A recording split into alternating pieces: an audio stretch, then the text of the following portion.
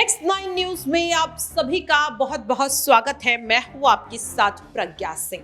2024 के आम चुनाव जैसे जैसे नजदीक आ रहे हैं, यूपी की सियासत वैसे वैसे गर्माती हुई नजर आ रही है। ऐसे में लगातार सवाल ये बन रहा है कि क्या नगीना सीट पर जीत की ताल ठोक रहे चंद्रशेखर आजाद इस सीट पर जीत हासिल कर पाएंगे।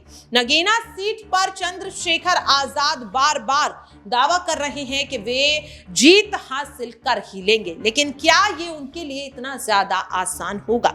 चंद्रशेखर आजाद फिलहाल तो अकेले चुनाव लड़ने का दावा कर रहे हैं, लेकिन आजाद को नगीना सीट पर AIMIM अपना समर्थन दे चुकी है। यहां तक कि AIMIM ने यह भी मांग की कि सपा भी अपने प्रत्याशी का नाम वापस ले ले, लेकिन अखिलेश यादव अभी भी अपनी जिद पर वैसे ही अड़े हुए नजर आ रहे हैं। लेकिन AIMIM की इस मांग के बाद BSP सुप्रीमो मायावती ने अपने फैसले में बदलाव जरूर किया।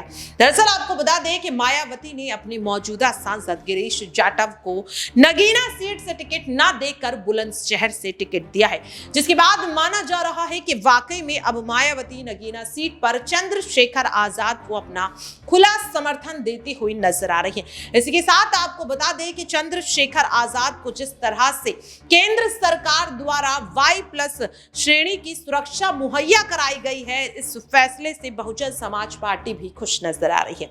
दरअसल आपको बता दें कि बसपा नेता मलूक नागर कई बार अपने बयानों में चंद्रशेखर आजाद का जिक्र कर चुके हैं।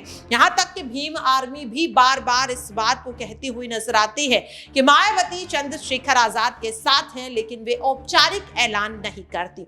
औपचारिक ऐलान इसलिए नहीं करती कहीं वोट बैंक यहां पर छिटक ना जाए, लेकिन यहां पर जिस तरीके से देखने के लिए मिल रहा है कि मायावती ने मौजूदा सांसद को बुलंदशहर से टिकट दे दिया, उनका ये फैसला इस बात को साफ दर्शा रहा है कि मायावती भी चंद्रशेखर आजाद को खुला समर्थन दे रही है। लेकिन इस समर्थन के पीछे की वजह क्या है, यहाँ पर आप देखिए ये खास रिपोर्ट। 25,000 लोगों की जान गई, किसी नेता को तकलीफ नहीं, ना राष्ट्रीय स्तर के, ना प्रदेश स्तर के, ना यहाँ लोकल स्तर के। मैं ही था इसे बिजनौर में जो रात को 10:30 बजे तक हड़ताल पे बैठा रहा, धरने में बैठा रहा कि यहाँ के लोगों की जीवन रक्षा भी करो। तो मैं तो नगीना से इस तरह प्यार करता हूँ जिस तरह से लोग अपनी माँ से प्यार करते हैं। ये वो मिट्टी है जिसने बहुत लोगों को इज्जत दी है। आपने कहा कि वो उनका निर्णय था सपा वाला, लेकिन सपा वाले आपके खिलाफ प्रत्याशी उतार रहे हैं। मायावती जी आपके प्रत्याशी, यानी दोनों का टारगेट आप हैं। आप झगड़ा कराना चाहते हैं मेरा उनका? नहीं, झगड़ा नहीं, हम तो सवाल कर रहे हैं आपसे। मैं बस सीधा ये कह रहा हूँ, लोकतंत्र है, सबको अधिकार है। वो अपने अपने प्रत्याशी उतारें और उनके प्रत्याशी जाके फील्ड में काम करें, उनके लिए मेरी मंगल कामना है। लेकिन हम इस नगीना की जनता के लिए काम करेंगे, क्योंकि नगीना ने बहुत लोगों को मौका दिया। नगीना के बारे में किसने नहीं सोचा, बिजनौर के बारे में किसने नहीं सोचा। आपका मुकाबला सपा बसपा या बीजेपी किससे रहेगा? मेरा मुकाबला तो मुझसे खुद से है। जितनी मेहनत करूंगा उतना ही समर्थन लोगों का मिलेगा। अगर कुछ किसी से हाथ मिलेगा तो आपको पता लग जाएगा। कोई काम बंद पर्दे में थोड़ा ही होता है, ये तो लोकतंत्र है। जैसे मैं आपको सवालों का जवाब दे रहा हूं, ऐसे जो भी कुछ होगा आपके सामने आएगा। तो देखा आपने किस तरह से मायावती को लेकर एक सवाल मीडिया द्वारा पूछा जाता है।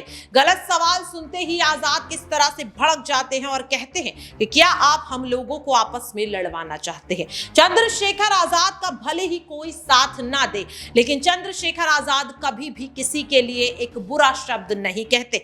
यहां तक कि अखिलेश ने भले ही नगीना सीट पर आजाद के खिलाफ प्रत्याशी को उतार दिया हो, लेकिन फिर भी चंद्रशेखर आजाद अखिलेश का सम्मान करते हुए नजर आते हैं, उन्हें अपना बड़ा भाई बताते हुए नजर आते हैं। और यही वजह है कि मायावती भी नगीना सीट पर चंद्रशेखर आजाद को अपना खुला समर्थन देने से रोक नहीं पाए।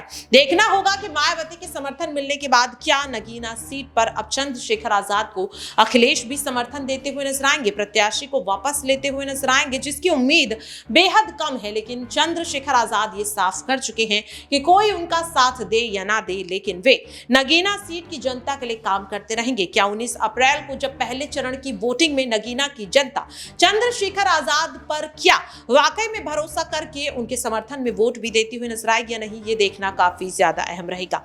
फिलहाल के लिए मुझे दीजिए इजाजत। नमस्कार।